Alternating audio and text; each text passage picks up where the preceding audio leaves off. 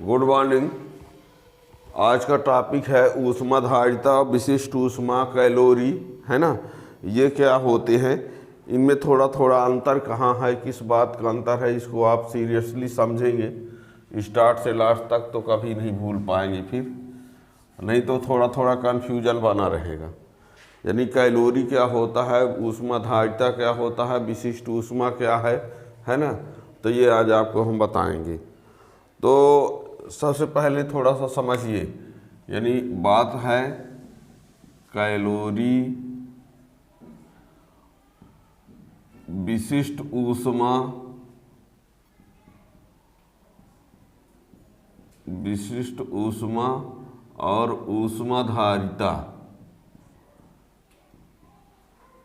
इन तीनों में।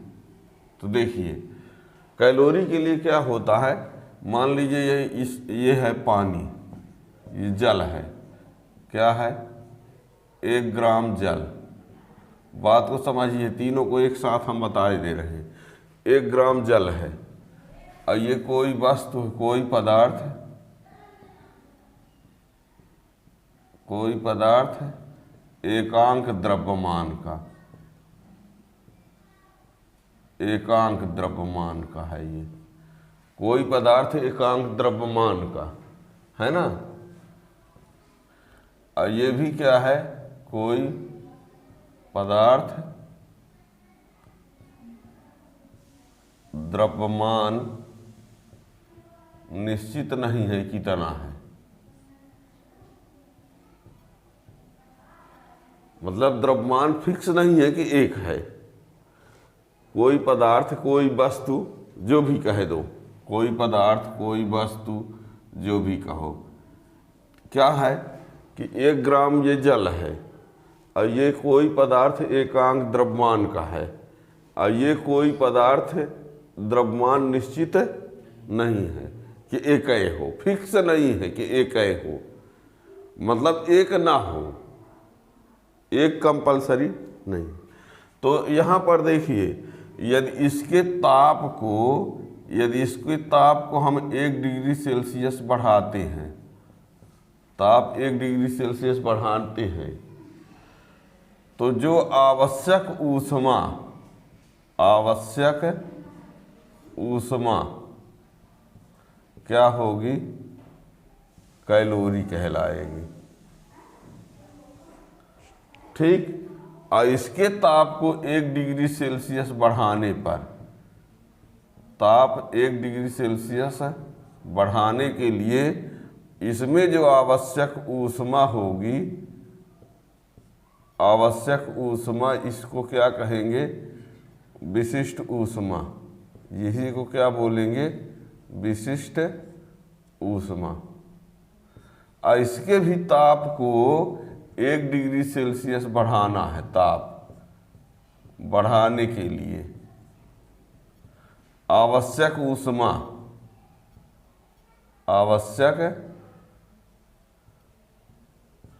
ऊष्मा क्या हो जाएगी, ये ऊष्माधारिता। क्या बात क्लियर हुई। यानी 1 ग्राम पानी का ताप, 1 ग्राम पानी का ताप 1 डिग्री सेल्सियस बढ़ाने के लिए जितनी ऊष्मा की ज़रूरत पड़ेगी, 1 ग्राम पानी के ताप को 1 डिग्री सेल्सियस बढ़ाने के लिए जितनी ऊष्मा की ज़रूरत पड़ेगी, उसे क्या कहा जाएगा, कैलोरी। अब ऐसे ये बता दें, कई वैज्ञानिकों के द्वारा ये डिसाइड किया गया कि 1 डिग्री सेल्सियस की जगह बल्कि लिखा रहे चाहे 14.5 डिग्री सेल्सियस से 15.5 डिग्री सेल्सियस तक। ये हकीकत में ये कहा गया 14.5 डिग्री सेल्सियस से 15.5 डिग्री सेल्सियस तक पानी के ताप को बढ़ाना हो, यदि 1 ग्राम पानी के ताप को, तो आवश्यक ऊष्मा की मात्रा को क्या कहा जाता है, कैलोरी। ठीक है ना।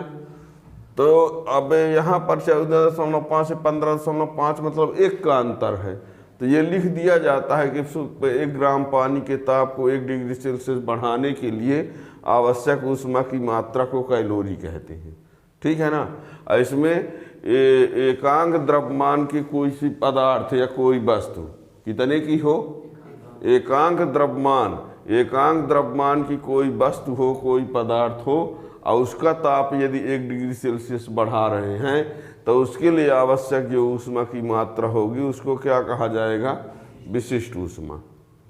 और यहाँ पर कोई वस्तु हो और उसके ताप को 1 डिग्री सेल्सियस बढ़ाना हो, मतलब द्रव्यमान भी फिक्स है ना। इसमें द्रव्यमान क्या है? इकाई द्रव्यमान।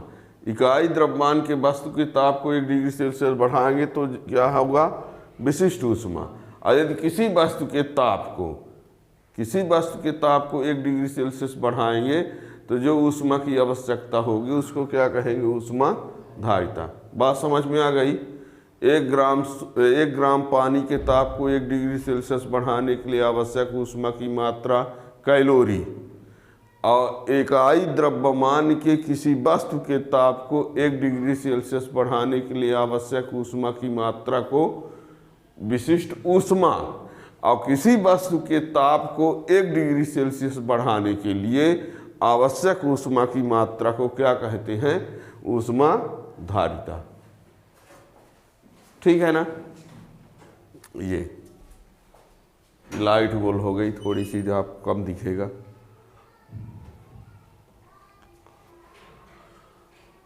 तो ये रहे कैलोरी, विशिष्ट ऊष्मा, ऊष्मा धारिता। और ये आपको समझ में आ ही गया होगा। और इसके और भी टॉपिक के लिए आप वीडियो को आगे के वीडियो के लिए आप चैनल को सब्सक्राइब के रहेंगे तो उसका नोटिफिकेशन मिल जाए।